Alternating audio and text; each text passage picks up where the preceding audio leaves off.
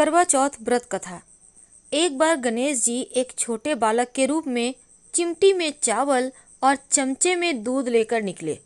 वे हर किसी से कह रहे थे, कोई मेरी खीर तो बना दो, कोई मेरी खीर बना दो। एक बुढ़िया बैठी थी, उसने कहा, ला मैं बना दूं। वह छोटा सा बर्तन चढ़ाने लगी। तब गणेश जी कहते हैं कि दादी माँ, छोटी सी भगोनी मत चढ़ाओ, तुम्हारे घर में जो सबसे बड़ा चरु हो वही चढ़ा दो। बुढ़िया ने वही चढ़ा दिया। अब वह देखती रह गई कि वह तो पूरा भर गया है। गणेश जी ने कहा, दादी माँ, मैं नहा कर आता हूँ। खीर तैयार हो गई तो बुढ़िया के पोते पोती खीर खाने के लिए रोने लगे।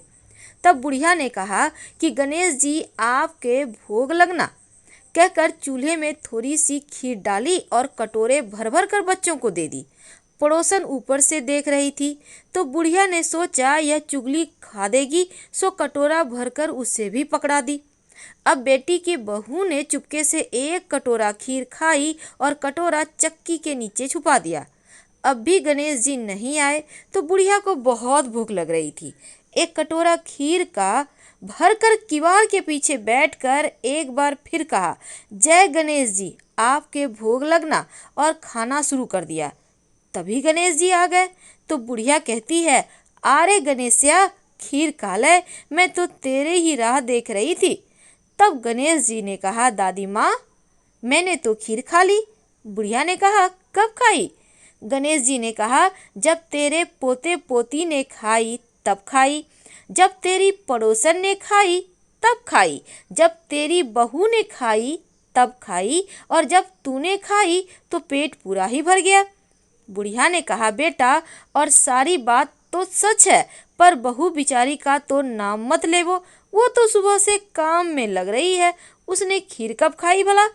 तब गणेश जी कहते हैं, चाकी के नीचे देख, जूठा कटोरा पड़ा है, तूने तो मेरे को भोग लगाया, वो तो वैसे ही खा गई। बुढ़िया ने कहा, बेटा, घर की बात है, घर में ही रहने दो। अब बताओ कि बची हुई खीर जो है उसका क्या करूं? तब गणेश जी कहते हैं, नगरी में जिमा दे।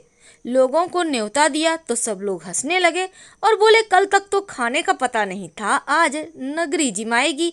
फिर भी लोग आए और ठाठ से जिमे। नगरी जिमा दी, तब भी चरु पूरा ही भरा था। राजा को पता लगा तो बुढ़िया को बुलाया और कहा, क्यों बुढ़िया, ऐसा चरु तेरे घर अच्छा लगे या हमारे घर? बुढ़िया ने कहा कि राजा जी आप ले लो। राजा जी ने खीर का चरु महल में मंगा लिया। लाते ही खीर में कीड़े मकोड़े बिच्छू कंसले हो गए और दुर्गंध आने लगी। तो राजा जी ने कहा, बुढ़िया, चरु वापस ले जा, जा, तुझे हमने दिया। बुढ़िया ने कहा, राजा जी आप देते तो पहले भी कभी देते थे, पर चरा तो मेरे गणेश जी ने दिया है। बुढ़िया ने चरा वापस लिया, लेते ही सुगंधित खीर हो गई। अब घर आकर बुढ़िया ने गणेश जी से पूछा कि बची हुई खीर का क्या करूं? तब गणेश जी ने कहा, झोपड़ी के कोने में गड्ढा खोद कर गाड़ दे, और उसी जगह सुबह उठकर वापस खोदेगी तो धन के दो चरे मिलेंगे।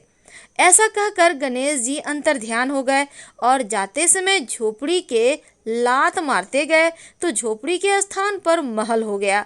अब सुबह बहू ने फावड़ा लेकर पूरे घर को खोद दिया तो कुछ भी नहीं मिला। तो बहू ने कहा, सासू जी, थारो गणेश जी तो झूठो है। सास ने कहा, बहू, हमारो गणेश जी झूठो तो नहीं है, ला मैं देखूं। और वह सुई लेकर खोदने लगी तो टन टन करते दो धन के चरे निकल आए। बहू ने कहा, सासू जी, गणेश जी तो साचे हैं। सास ने कहा, गणेश जी तो भावना के भूखे हैं। हे गणेश जी, जैसा तुमने बुढ़िया को दिया वैसे ही सबको देना, और कहानी कहने वाले, हुंकारा भरने वाले, कहानी सुनने वाले सबको देना। हर हर महा